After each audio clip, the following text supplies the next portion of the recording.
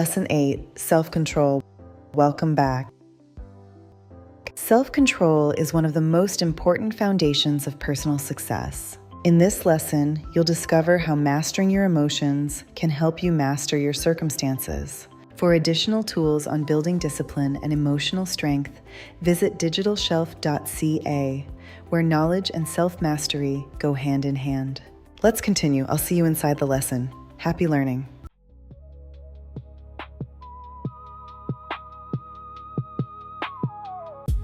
Who is unwilling to make personal sacrifices. The Law of Success, Lesson 8, Self-Control. You can do it if you believe you can. In the preceding lesson, you learned of the value of enthusiasm. You also learned how to generate enthusiasm and how to transmit its influence to others through the principle of suggestion. You come now to the study of self-control, through which you may direct your enthusiasm to constructive ends. Without self-control, enthusiasm resembles the unharnessed lightning of an electrical storm. It may strike anywhere. It may destroy life and property. Enthusiasm is the vital quality that arouses you to action, while self-control is the balance wheel that directs your actions so that it will build up and not tear down. To be a person who is well-balanced, you must be a person in whom enthusiasm and self-control are equalized. A survey which I have just completed of the 160,000 adult inmates of the penitentiaries of the United States discloses the startling fact that 92% of these unfortunate men and women are in prison because they lacked the necessary self-control to direct their energies constructively. Read the foregoing paragraph again. It is authentic. It is startling. It is a fact that the majority of a man's griefs come about through lack of self-control. The Holy Scriptures are full of admonition in support of self-control. They even urge us to love our enemies and to forgive those who injure us. The law of non-resistance runs, like a golden cord, throughout the Bible. Study the records of those whom the world calls great, and observe that every one of them possesses this quality of self-control. For example, study the characteristics of our own immortal Lincoln. In the midst of his most trying hours, he exercised patience, poise, and self-control. These were some of the qualities which made him the great man that he was. He found disloyalty in some of the members of his cabinet, but for the reason that this disloyalty was toward him, personally, and because those in whom he found it had qualities which made them valuable to his country, Lincoln exercised self-control and disregarded the objectionable qualities. How many men do you know who have self-control to equal this? In language more forceful than it was polished, Billy Sunday exclaimed from the pulpit, "There is something as rotten as hell about the man who is always trying to show some other fellow up." I wonder if the devil didn't yell, "Amen, brother," when Billy made that statement. However, self-control becomes an important factor in this reading course on the law of success. Not so much because lack of it works hardships on those who become its victims, as for the reason that those who do not exercise it suffer the loss of a great power which they need in their struggle for achievement of their definite chief aim. If you neglect to exercise self-control, you are not only likely to injure others, but you are sure to injure yourself. During the early part of my public career, I discovered what havoc lack of self-control was playing in my life. And this discovery came about through a very commonplace incident. I believe it not out of place here to digress by making the statement that most of the great truths of life are wrapped up in the ordinary, commonplace events of everyday life. This discovery taught me one of the most important lessons I have ever learned. It came about in this way. One day, in the building in which I had my office, the janitor and I had a misunderstanding. This led to a most violent form of mutual dislike between us. As a means of showing his contempt for me, this janitor would switch off the electric lights of the building when he knew that I was there alone at work in my study. This happened on several occasions until I finally decided to strike back. My opportunity came one Sunday when I came to my study to prepare an address that I had to deliver the following night. I had hardly seated myself at my desk when off went the lights. I jumped to my feet and ran toward the basement of the building where I knew I would find the janitor. When I arrived, I found him busily engaged, shoveling coal into the furnace and whistling as though nothing unusual had happened. Without ceremony, I pitched into him, and for 5 minutes I hurled adjectives at him which were hotter than the fire that he was feeding. Finally, I ran out of words and had to slow down. Then he straightened himself up, looked back over his shoulder, and in a calm, smooth tone of voice that was full of poise and self-control, and with a smile on his face that reached from ear to ear, he said, "Why, you all's just a little bit excited this morning, ain't you?" That remark cut as though it had been a stiletto one. Imagine my feelings as I stood there before an illiterate man who could neither read nor write, but who, despite this handicap, had defeated me in a duel that had been fought on grounds and with a weapon of my own choice. My conscience pointed an accusing finger at me. I knew that not only had I been defeated, but what was worse, I knew that I was the aggressor and that I was in the wrong, which only served to intensify my humiliation. Not only did my conscience point an accusing finger at me, but it placed some very embarrassing thoughts in my mind. It mocked me and it tantalized me. There I stood, a boasted student of advanced psychology, an exponent of the Golden Rule philosophy, having at least a fair acquaintance with the works of Shakespeare, Socrates, Plato, Emerson, and the Bible. While facing me stood a man who knew nothing of literature or of philosophy, but who had, despite this lack of knowledge, whipped me in a battle of words. I turned and went back to my office as rapidly as I could go. There was nothing else for me to do. As I began to think the matter over, I saw my mistake, but true to nature, I was reluctant to do that which I knew must be done to right the wrong. I knew that I would have to apologize to that man before I could place myself at peace in my own heart, much less with him. Finally, I made up my mind to go back down to the basement and suffer this humility which I knew I had to undergo. The decision was not easily reached, nor did I reach it quickly. I started down, but I walked more slowly than I had when I went down the first trip. I was trying to think how I would make the second approach so as to suffer the least humiliation possible. When I got to the basement, I called to the janitor to come over to the door. In a calm, kindly tone of voice, he asked, "What do you wish this time?" I informed him that I had come back to apologize for the wrong I had done, if he would permit me to do so. Again, that smile spread all over his face as he said, "For the love of the Lord, you don't have to apologize. Nobody heard you except these four walls and you and me. I ain't gonna tell it, and I know you ain't gonna tell it, so just forget it." And that remark hurt more than his first one, for he had not only expressed a willingness to forgive me, but he had actually indicated his willingness to help me cover the incident up, so it would not become known and do me an injury. The man who actually knows just what he wants in life has already gone a long way toward attaining it. 10. But I walked over to him and took him by the hand. I shook with more than my hand, I shook with my heart.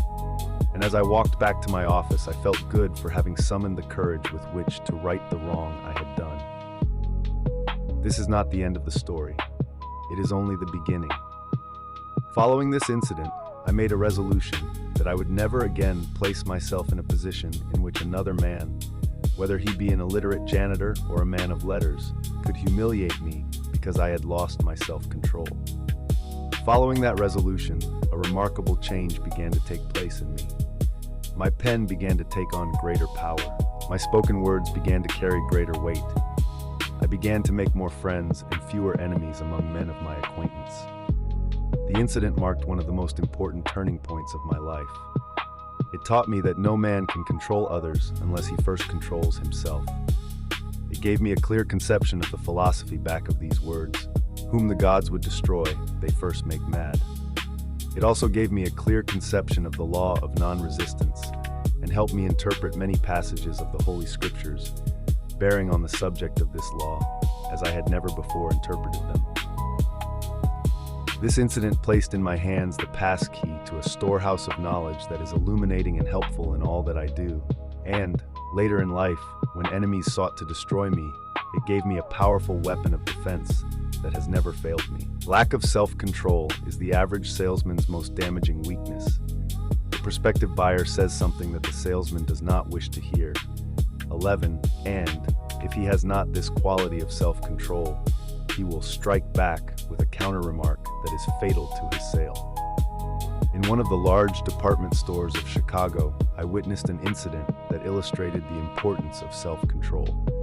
A long line of women were in front of the complaint desk, telling their troubles and the store's faults to the young woman in charge.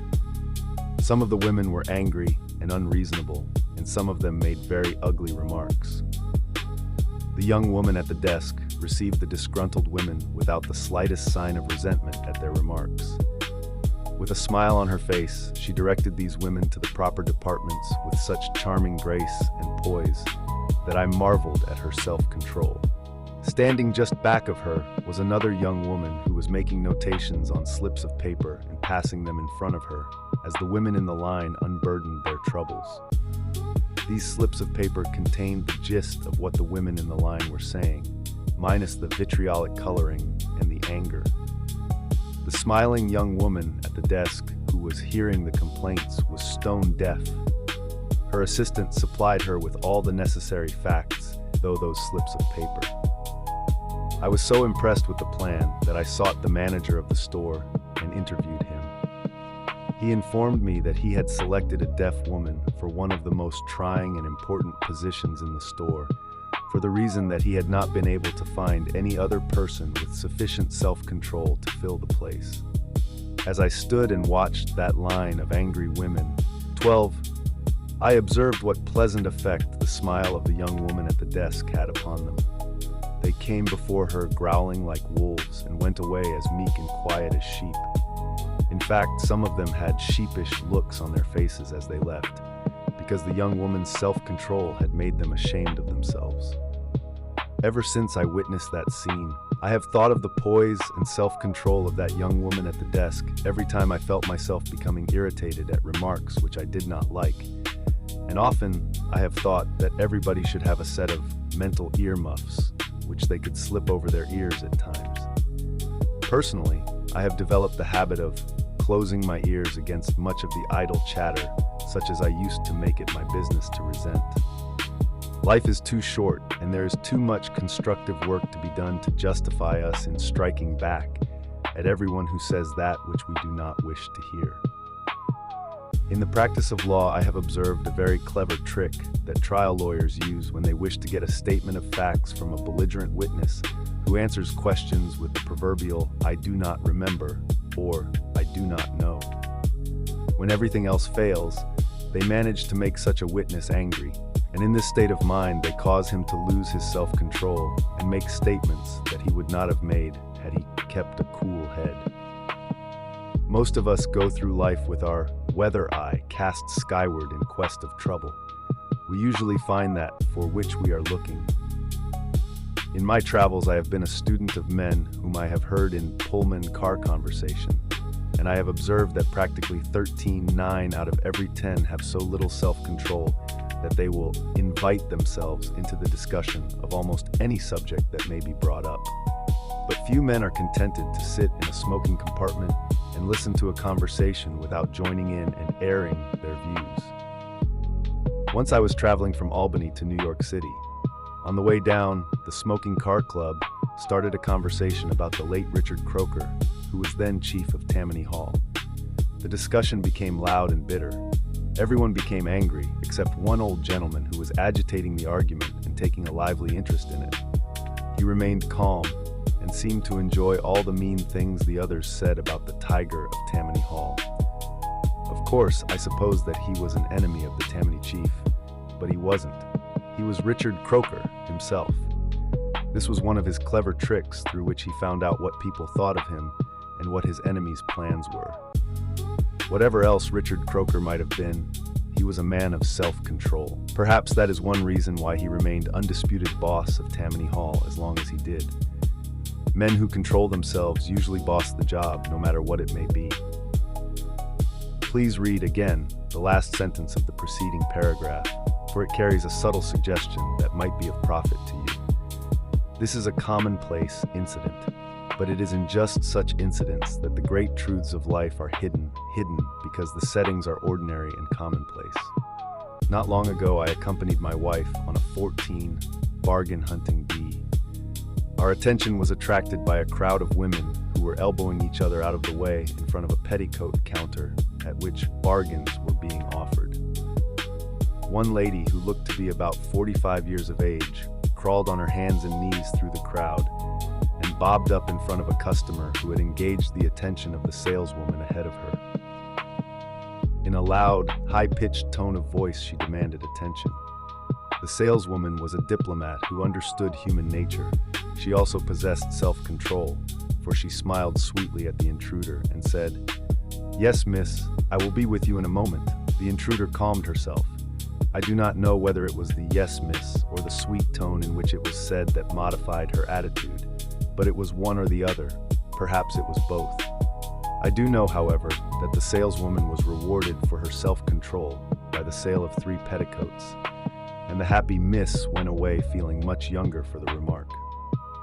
Roast turkey is a very popular dish, but overeating of it cost a friend of mine, who is in the printing business, a $50,000 order.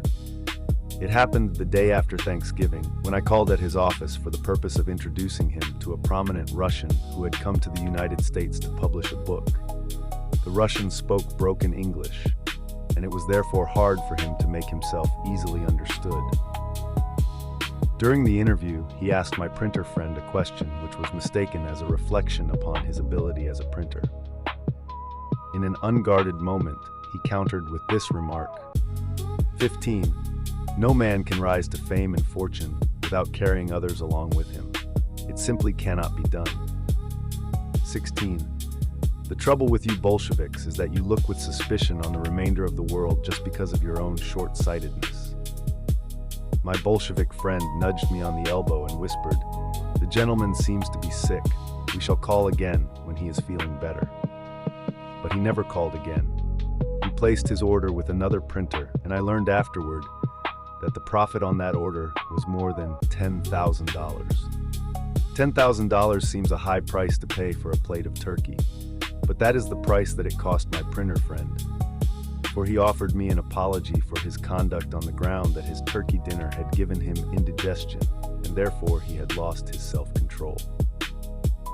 One of the largest chain store concerns in the world has adopted a unique, though effective, method of employing salespeople who have developed the essential quality of self-control, which all successful salespeople must possess. This concern has in its employ a very clever woman who visits department stores and other places where salespeople are employed and selects certain ones whom she believes to possess tact and self-control. But, to be sure of her judgment, she approaches these salespeople and has them show her their wares. She asks all sorts of questions that are designed to try their patience. If they stand the test, they are offered better positions. If they fail in the test, they have merely allowed a good opportunity to pass by without knowing it. No doubt, all people who refuse or neglect to exercise self-control are literally turning opportunity 17 after opportunity away without knowing it. One day I was standing at the glove counter of a large retail store talking to a young man who was employed there. He was telling me that he had been with the store 4 years, but on account of the short-sightedness of the store, his services had not been appreciated, and he was looking for another position. In the midst of this conversation, a customer walked up to him and asked to see some hats. He paid no attention to the customer's inquiry until he had finished telling me his troubles, despite the fact that the customer was obviously becoming impatient.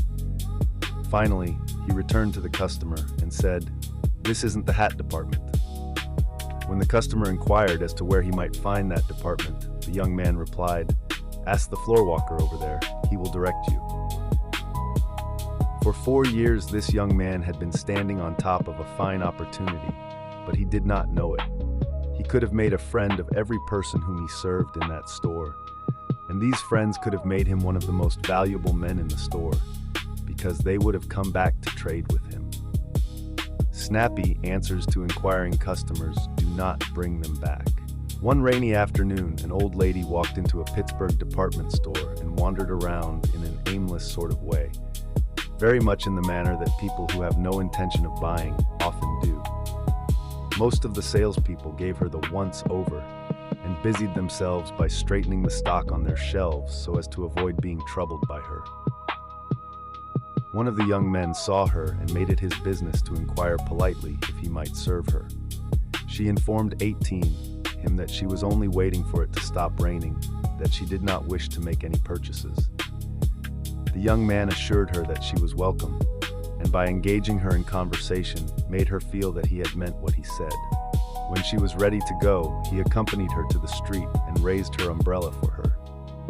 She asked for his card and went on her way. The incident had been forgotten by the young man when, one day, he was called into the office by the head of the firm and shown a letter from a lady who wanted a salesman to go to Scotland and take an order for the furnishings for a mansion. That lady was Andrew Carnegie's mother. She was also the same woman whom the young man had so courteously escorted to the street many months previously. In the letter, Mrs. Carnegie specified that this young man was the one whom she desired to be sent to take her order.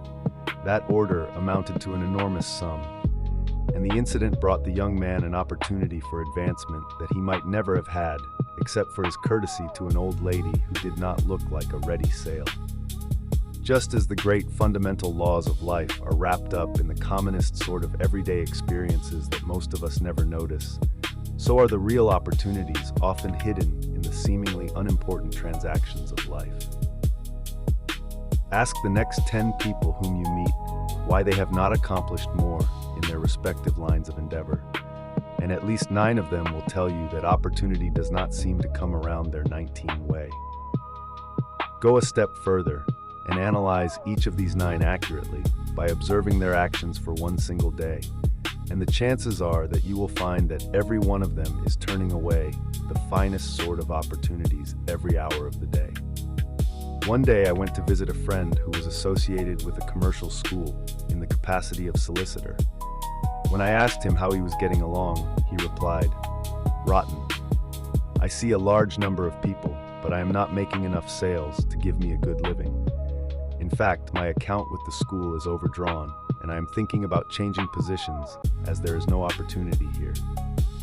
It happened that I was on my vacation and had 10 days' time that I could use as I wished, so I challenged his remark that he had no opportunity by telling him that I could turn his position into $250 in a week's time and show him how to make it worth that every week thereafter. He looked at me in amazement and asked me not to joke with him over so serious a matter. When he was finally convinced that I was in earnest, he ventured to inquire how I would perform the miracle. Then I asked him if he had ever heard of organized effort, to which he replied, "What do you mean by organized effort?" I informed him that I had reference to the direction of his efforts in such a manner that he would enroll from 5 to 10 students with the same amount of effort that he had been putting into the enrollment of one or of none. He said he was willing to be shown, so I gave him instructions to arrange for me to speak before the employees of one of the local department stores. He made the apt 20 appointment, and I delivered the address. In my talk, I outlined a plan through which the employees could not only increase their ability so that they could earn more money in their present positions, but it also offered them an opportunity to prepare themselves for greater responsibilities and better positions. Following my talk, which of course was designed for that purpose, my friend enrolled 8 of those employees for night courses in the commercial school which he represented. The following night, he booked me for a similar address before the employees of a laundry. And following the address, he enrolled 3 more students, 2 of them young women who worked over the washing machines at the hardest sort of labor. 2 days later, he booked me for an address before the employees of one of the local banks, and following the address, he enrolled 4 more students, making a total of 15 students. And the entire time consumed was not more than 6 hours, including the time required for the delivery of the addresses and the enrollment of the students. My friend's commission on the transactions was a little over $400. These places of employment were within 15 minutes walk of this man's place of business, but he had never thought of looking there for business. Neither had he ever thought of allying himself with a speaker who could assist him in group selling. That man now owns a splendid commercial school of his own, and I am informed that his net income last year was over $10,000. No opportunities come your way? Perhaps they 21, fear no man, hate no man, wish no one misfortune, and more than likely you will have plenty of friends. 22, come, but you do not see them. Perhaps you will see them in the future as you are preparing yourself through the aid of this reading course on the law of success so that you can recognize an opportunity when you see it. The sixth lesson of this course is on the subject of imagination, which was the chief factor that entered into the transaction that I have just related. Imagination, plus a definite plan, plus self-confidence, plus action were the main factors that entered into this transaction. You now know how to use all of these, and before you shall have finished this lesson, you will understand how to direct these factors through self-control. Now let us examine the scope of meaning of the term self-control, as it is used in connection with this course, by describing the general conduct of a person who possesses it. A person with well-developed self-control does not indulge in hatred, envy, jealousy, fear, revenge, or any similar destructive emotions. A person with well-developed self-control does not go into ecstasies or become ungovernably enthusiastic over anything or anybody. Greed and selfishness and self-approval beyond the point of accurate self-analysis and appreciation of one's actual merits indicate lack of self-control in one of its most dangerous forms. Self-confidence is one of the important essentials of success, but when this faculty is developed beyond the point of reason, it becomes very dangerous. Self-sacrifice is a commendable quality, but when it is carried to extremes, it also becomes one of the dangerous forms of lack of self-control. You owe it to yourself not to permit your 23 emotions to place your happiness in the keeping of another person. Love is essential for happiness, but the person who loves so deeply that his or her happiness is placed entirely in the hands of another resembles the little lamb who crept into the den of the nice, gentle little wolf and begged to be permitted to lie down and go to sleep, or the canary bird that persisted in playing with the cat's whiskers. A person with well-developed self-control will not permit himself to be influenced by the cynic or the pessimist, nor will he permit another person to do his thinking for him.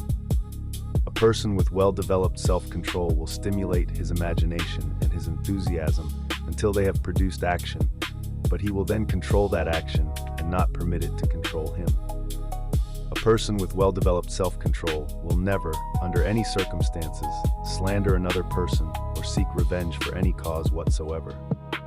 A person with self-control will not hate those who do not agree with him. Instead, he will endeavor to understand the reason for their disagreement and profit by it. We come, now, to a form of lack of self-control which causes more grief than all other forms combined. It is the habit of forming opinions before studying the facts. We will not analyze this particular form in detail in this lesson for the reason that it is fully covered in Lesson 11 on accurate thought, but the subject of self-control could not be covered without at least a passing reference to this common evil to which we are all more or less addicted.